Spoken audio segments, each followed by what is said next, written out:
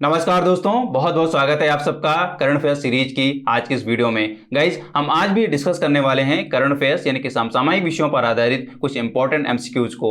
ये एमसीक्यूज आपकी आने वाली प्रतियोगी परीक्षाओं में पूछे जा सकते हैं या इनसे संबंधित जानकारी आपको आपके आने वाली प्रतियोगी परीक्षाओं में बहुत सारे क्वेश्चन को सॉल्व करने में हेल्पफुल हो सकती है। राइट, तो वीडियो बहुत इंपॉर्टेंट है, लास्ट तक देखिएगा और वीडियो में जो भी जानकारी आपको इंपॉर्टेंट लगे आप उसको याद करें, साथ में नोट जरूर कर लिया करें, बिकॉज ये जानकारी बहुत सारे क्वेश्चंस को सॉल्व करने में हेल्पफुल होती है। जब भी आप एग्जाम में जाएं तो इसको आप रिवाइज करके जरूर जाएं। राइट, तो शुरू करते हैं हमारा आज का ये वीडियो और देखते हैं पहला क्वेश्चन।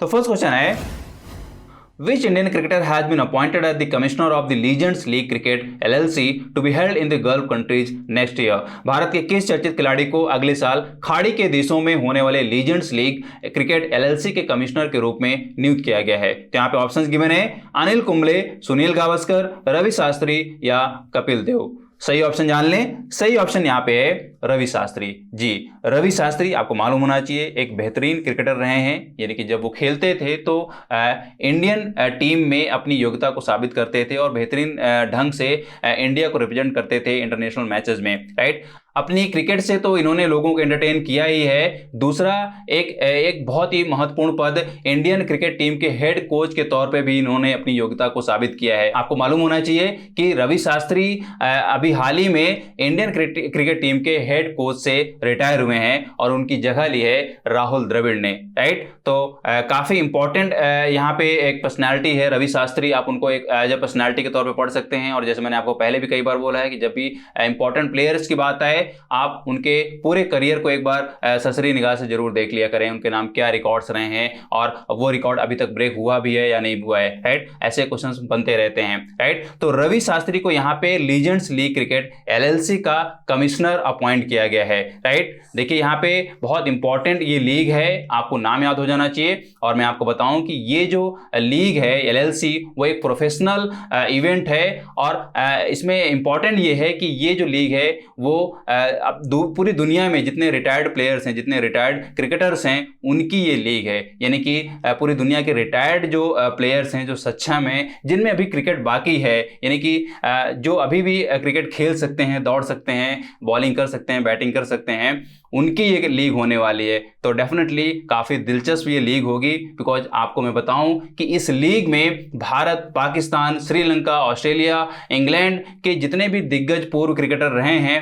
वो सब शामिल होंगे। राइट, तो आपको बहुत ही मतलब सोच के अच्छा लग रहा होगा कि पिछले 5 से 6 सालों में जितने दिग्गज खिलाड़ियों ने रिटायरमेंट ली है उनको अब दोबारा से खेलते हुए देख पाएंगे। राइट, तो काफ़ी इंपॉर्टेंट है। तो इन सारे लोगों को, इन सारे मतलब कि कह सकते हैं कि भारत, एशिया और बाकी दुनिया की टीमों का रिप्रेजेंटेशन करेंगे यहाँ पे रवि शास्त्री। राइट, तो बहुत इंपॉर्टेंट अपॉइंटमेंट है, नाम आप याद कर लें और जैसे मैंने आपको बोला कि इनके करियर पे एक बार आप नजर जरूर मान लें, वहां पे भी क्वेश्चन बन सकते हैं। राइट, नाउ देखते हैं नेक्स्ट क्वेश्चन।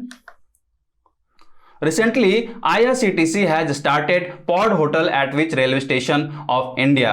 हाल ही में IRCTC ने भारत के किस रेलवे स्टेशन पर पॉड होटल की शुरुआत की है? तो यहाँ पे ऑप्शंस गिवन है, Kolkata railway station, Mumbai central railway station, नई दिल्ली रेलवे स्टेशन या मनवाडी रेलवे स्टेशन। तो सही ऑप्शन जान लें। सही ऑप्शन यहाँ पे है Mumbai central railway station. Right, station का नाम आपने याद कर लिया और यहाँ पे बात की जा रही है पॉड होटल की। राइट, तो देखिए यहाँ पे पॉड एक कॉन्सेप्ट है जिसके जरिए हम छोटे छोटे होटल्स बनाते हैं, या मतलब बड़ा भी होटल होता है तो उसमें हम क्या करते हैं कि जो रूम होते हैं उनको पॉड मॉडल में, पॉड कॉन्सेप्ट में एक मतलब जगह प्रोवाइड कराते हैं ट्रैवलर्स के लिए। मतलब कि हम एक कैप्सूल लाइक रूम बनाते हैं जिनमें छोटे बेड्स रखे जाते हैं और उसमें ट्रैवलर्स के लिए, यानी कि जो यात्री होते हैं या जो पर्यटक होते हैं उनके लिए बेसिकली ये मतलब उनके पॉइंट ऑफ व्यू से ये बनाया जाता है पॉड होटल, ताकि वो लोग कैप्सूल में एक अफोर्डेबल प्राइस में जो ओवरनाइट अकोमोडेशंस होती हैं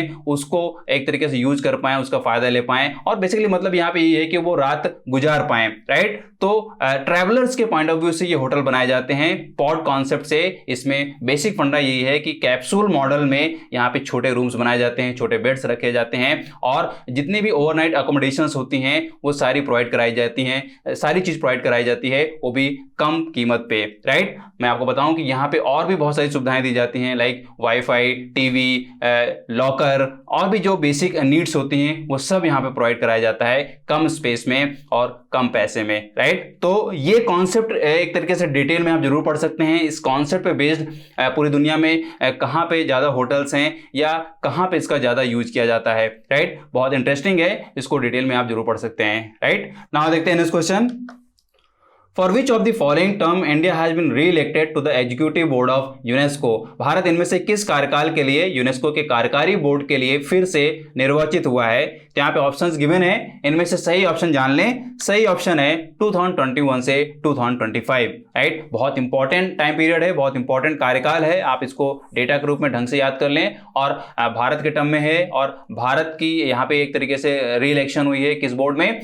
एग्जीक्यूटिव बोर्ड ऑफ यूनेस्को में। तो इस बोर्ड को आप याद कर लें, काफी अहम बोर्ड है, काफी अहम संस्था है यूनेस्को, राइट। और मैं आपको बताऊं कि ये कार्यकाल भारत को दिया गया है दोबारा, इससे पहले भी ये कार्यकाल मिल चुका है भारत को और वो कार्यकाल था 2017 से 2021, राइट। तो ये काफी इंपॉर्टेंट है, आप इनको दोनों को अच्छे से याद कर लें। मतलब कि ये दोनों कार्यकाल एक तरीके से काफी इंपॉर्टेंट हैं इंडिया को इंटरनेशनल लेवल पे और खास तौर पे यूएन में इंडिया के रिप्रेजेंटेशन को लेकर काफी अहम है एक तरीके से उसकी योग्यता को साबित करने के लिए, राइट। तो यहाँ पे ये दोबारा कार्यकाल मिला है जिसके लिए हमारी जो सांस्कृतिक और विदेश राज्य मंत्री मीनाक्षी लेखी, उन्होंने उन कंट्रीज को थैंक यू बोला है, धन्यवाद बोला है जिन्होंने हमें वोट किया है और हमें दोबारा से एग्जीक्यूटिव बोर्ड में शामिल किया गया है, राइट। तो काफी इंपॉर्टेंट है, आपको डिटेल में यूनेस्को के बारे में जानकारी इकट्ठी करनी चाहिए और इस एग्जीक्यूटिव बोर्ड के बारे में भी आपको डिटेल में जानकारी इकट्ठी करनी चाहिए। मतलब कि इस बोर्ड की फंक्शनैलिटी क्या है, इसका ऑर्गेनाइजेशन किस तरीके से है, इसमें कितने मेंबर्स होते हैं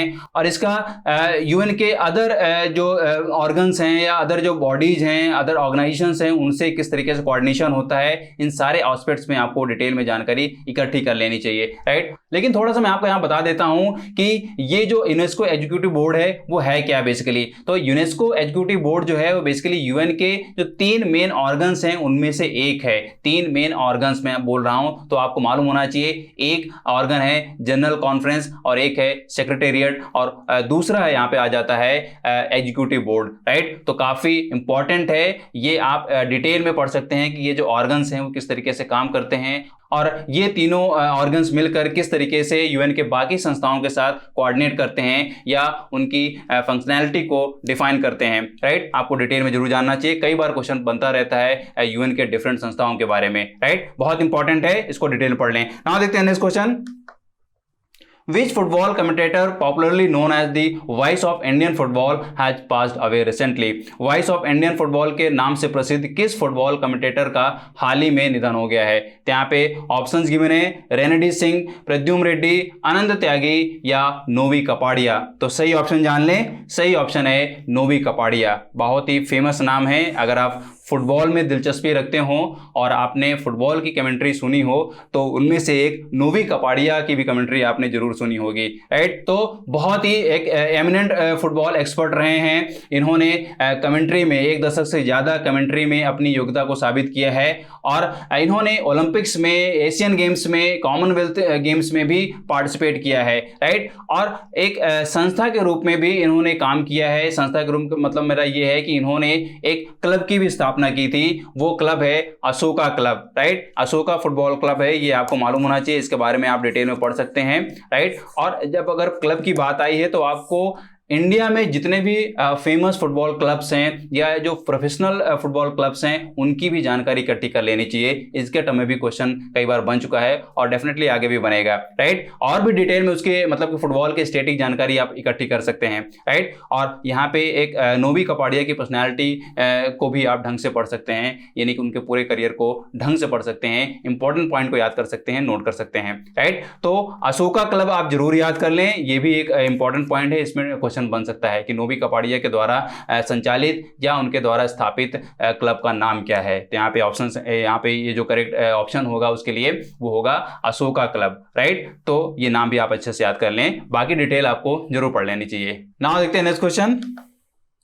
where has the first anti air pollution tower of Uttar Pradesh been inaugurated? Uttar Pradesh के पहले वायु प्रदूषण रोधी टावर का उद्घाटन कहां किया गया है? तो यहाँ पे ऑप्शंस गिवन है, कानपुर, सिद्धार्थनगर, नोएडा या लखनऊ।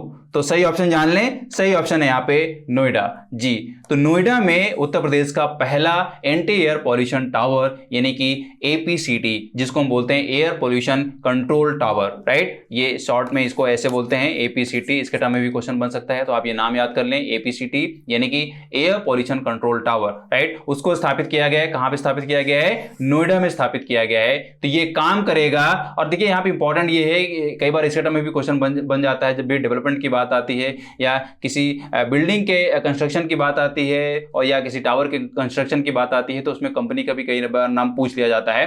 तो मैं आपको बता दूं कि ये जो डेवलपमेंट हुआ है वो स्टेट रन भेल के थ्रू हुआ है, राइट, यानी कि भारत हेवी इलेक्ट्रिकल्स लिमिटेड के द्वारा किया गया है, राइट। तो इसका जो डेवलपमेंट हुआ है वो भी आप अच्छे से याद कर लें, राइट। तो वो डेवलपमेंट हुआ है भेल के द्वारा, राइट। नोएडा में इसको स्थापित किया गया है। तो काफी अहम है बिकॉज ये 2.5 पीएम पार्टिकल्स यानी कि पर्टिकुलर मैटर्स को क्लीन करेगा, एयर से क्लीन करेगा। आपको मालूम होना चाहिए कि खासतौर पे सर्दियों में पॉल्यूशन काफी बढ़ जाता है एनसीआर में, और उसमें नोएडा भी अफेक्टेड होता है, राइट। तो नोएडा ने एक तरीके से एपीसीटी टावर को लगाया है और ये 2.5 पीएम को एक तरीके से फिल्टर करेगा और एयर को स्वच्छ करेगा। मैं आपको बताऊं कि इसकी जो रेंज होगी वो 1 स्क्वायर किलोमीटर की होगी, यानी कि 247 एकर्स की होगी, राइट। तो ये रेंज के टर्म में भी क्वेश्चन पूछा जा सकता है, तो आप रेंज यहां पे देख लें, क्या बात की जा रही है? 1 स्क्वायर किलोमीटर, राइट।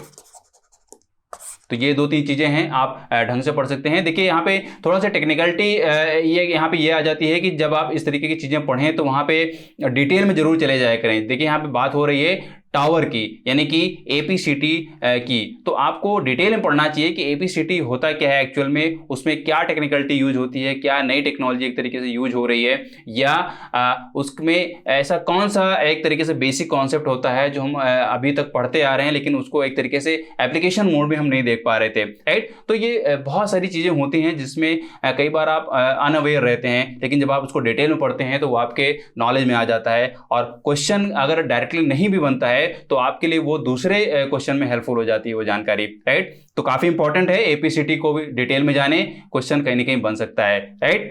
और दोस्तों यही थे हमारे आज के इंपॉर्टेंट क्वेश्चंस जो जरूर आपके आने वाले कॉम्पिटिटिव एग्जाम्स में हेल्पफुल होने वाले हैं, राइट। वीडियो को लाइक करें, शेयर करें, और अगर आप चैनल में नए हैं तो इसको आप सब्सक्राइब कर लें, साथ में बेल आइकन को प्रेस कर लें ताकि इंपॉर्टेंट वीडियोज आपसे मिस ना हो, राइट। और अगर आप सोशल मीडिया में फेसबुक और इंस्टाग्राम पे हैं तो वहां पे भी आप हमको फॉलो करें, बिकॉज वहां पे भी हम आपको बहुत सारी अपडेट्स देते रहते हैं एग्जाम के रिगार्डिंग। और अगर आप ज़्यादा से ज़्यादा करंट अफेयर्स पढ़ना चाह रहे हैं तो आप हमारी साइट पे जाइए, वहाँ पे हम डेली करंट अफेयर्स डालते हैं, डिफरेंट फील्ड्स की न्यूज़ डालते हैं, वो भी पॉइंट वाइज, ताकि आपको पढ़ने में आसानी हो, कम समय लगे और ज़्यादा से ज़्यादा आप कंटेंट याद कर पाएँ, नोट कर पाएँ और एग्जाम टाइम में उसको रिवाइज करके जा पाएँ। बिकॉज बहुत इंपॉर्टेंट होता है, जब भी आप कोई जानकारी पढ़ के जाते हैं तो भले उस जानकारी पे बेस्ड सवाल ना बने, लेकिन वो जानकारी कई बार अदर क्वेश्चंस को सॉल्व करने में हेल्पफुल हो जाती है, ऑप्शंस को एलिमिनेट करने में हेल्पफुल हो जाती है, राइट। तो बहुत इंपॉर्टेंट है, आप डिटेल में जा सकते हैं, साइट पे जाइए, वहां पे आपको पर डे ये न्यूज मिल जाएंगी, आप उनको याद करिए, नोट करिए, राइट। तो पढ़ते रहिए, मस्त रहिए, मिलता हूं आपसे नेक्स्ट वीडियो में, तब तक have a nice day, great day, thank you.